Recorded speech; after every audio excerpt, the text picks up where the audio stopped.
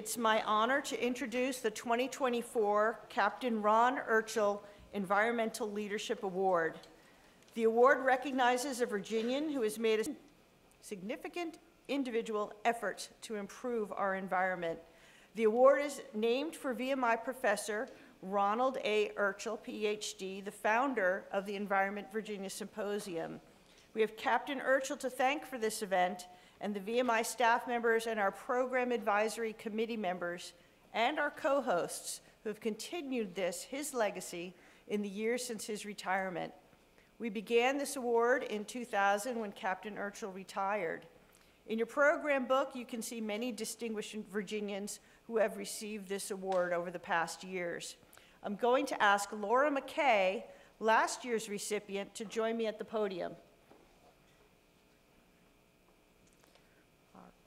Members of Virginia's environmental community nominate candidates who are judged on the basis of their vision, expertise, commitment, integrity, communication skills, accomplishments, and diplomacy.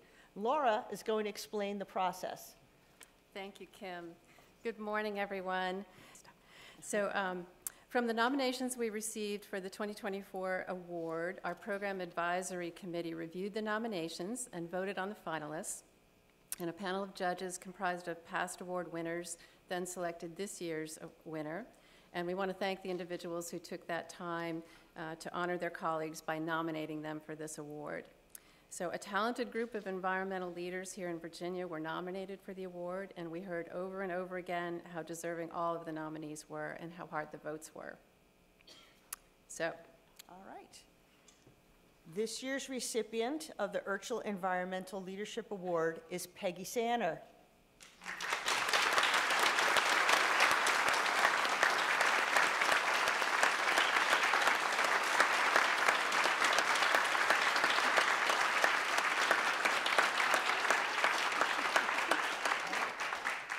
So Laura is going to read the nomination for Peggy and embarrass her while she's standing here, but it's very well deserved. Go ahead, Laura.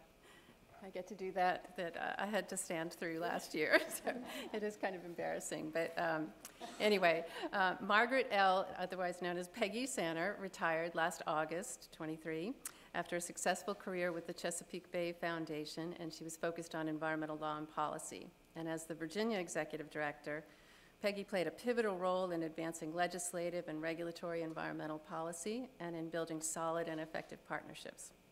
Some of the legislative highlights that Peggy spearheaded include accelerating fencing cattle out of streams, yay, banning phosphorus from lawn fertilizer, establishing a comprehensive nutrient trading program, expanding tree cover, we're very excited about that, and transferring menhaden fishery management from the General Assembly to the Virginia Marine Resources Commission, and that's just to name a few.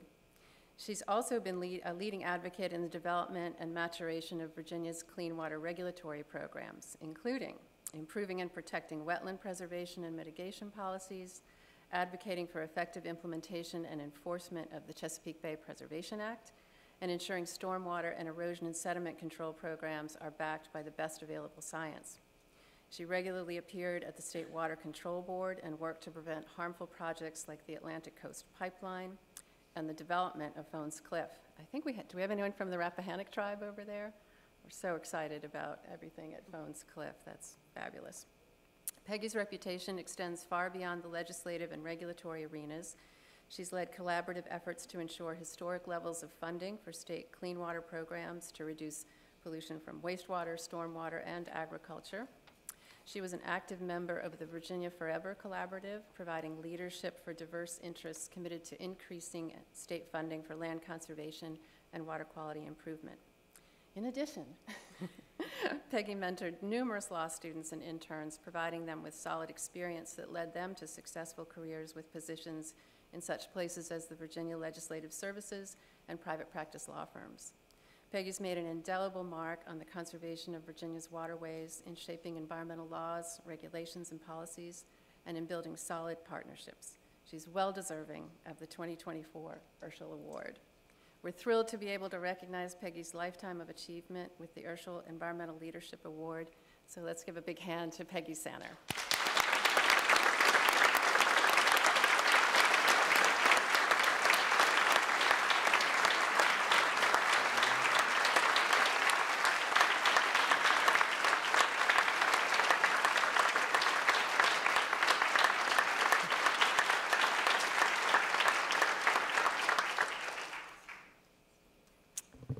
Thank you. Thank you, Kim. Thank you, Laura. Very, very kind words. Thanks to all of you here, my valued colleagues, partners, and friends, for your support over the years. This is very emotional. Given the environmental commitment and achievements represented by this audience, it is a high honor to be included among the list of Erchul awardees, Virginia's environmental heroes. But in fact, having been able to dedicate my working life to environmental protection and restoration is itself a great privilege and honor, as you all know. I have had the good fortune to be a part of this conservation community since 2010, when I joined the Chesapeake Bay Foundation, first serving as its Virginia lawyer and later as its Virginia executive director. These years have been a very exciting time for Virginia's environment, in my own experience. Much of my work focused on the issuance and ultimately the implementation of the Chesapeake Bay TMDL, about which all of you have heard so much. It's a visionary program built on decades of preparatory work, sound science, a string of powerful legal rulings, and forward-looking policy. The TMDL program reinvigorated and strengthened the efforts to restore the bay and the land and streams across its watershed. New tools, new promises, and important new insights were all committed to the effort to help bring about a restored Chesapeake Bay and its watershed under the TMDL. My work for the Bay has given me countless deeply rewarding opportunities to work with you all and all of the other members of Virginia's broad and talented conservation community. Smart, creative, unbelievably hardworking individuals, many of whom have served as my mentors, and you know who you are in this audience. I could name you, but the list would be too long. You have served as mentors for me, and there is a rich network of organizations dedicated to protecting all aspects of our natural environment who have been a constant inspiration. We have accomplished a great deal over these years. We know that the challenges never end. Beyond, the mundane irritants like funding shortfalls, politics, lack of commitment, inertia, and more politics. Did I mention disappointments regarding the budget? Our collective work has been literally overturned and remade in recent years in the face of the major environmental challenges of our era, climate change and environmental justice. Our responses to these major challenges as a community, while seriously begun, is still woefully inadequate. We have a lot of work to do. But while the work of the environmental community remains incomplete, the goals of the Chesapeake Bay TMDL, close to my heart, are not likely to be realized by 2025. We have gained practical experience and learned much about what works and what doesn't work, and our commitment, I think I can speak for all of you in saying, is stronger than it has ever been. So in the face of the challenges, sometimes it seems that we should just be giving up, but we never do. We keep pushing for the next, usually incremental achievement, keeping our eyes on something larger. And I do think if we have a secret sauce, in addition to the talent and the commitment and the work that we put in, the secret sauce is frankly, as Adam Ortiz was indicating earlier, our penchant for our commitment to collaboration. We all know that we need each other, that we can't get it done either individually or with a single organization or even 5 organizations.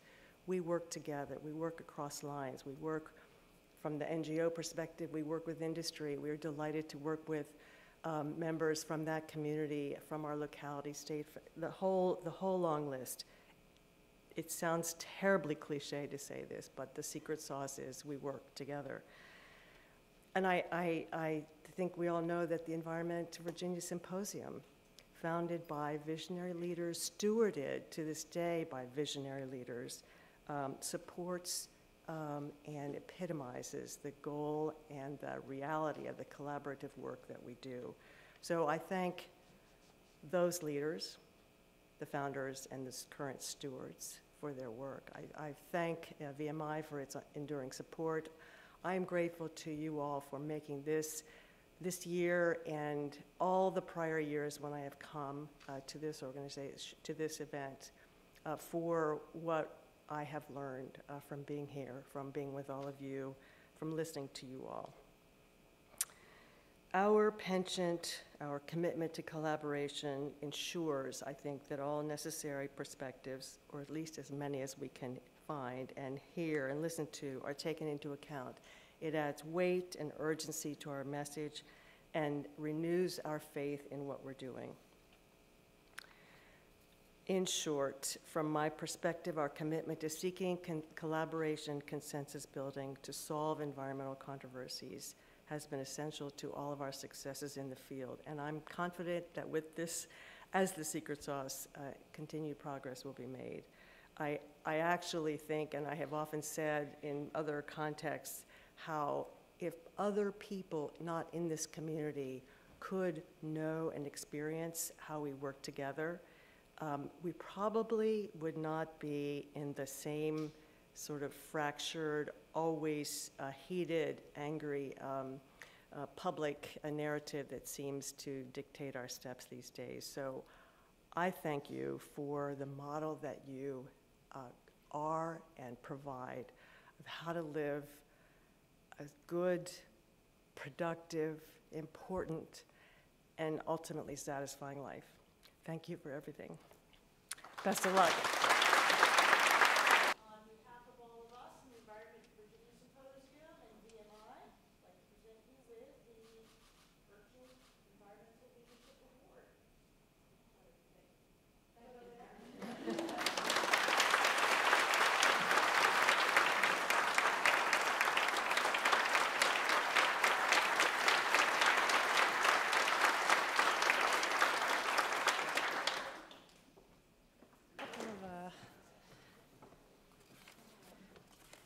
Couple of comments here. So congratulations to Peggy.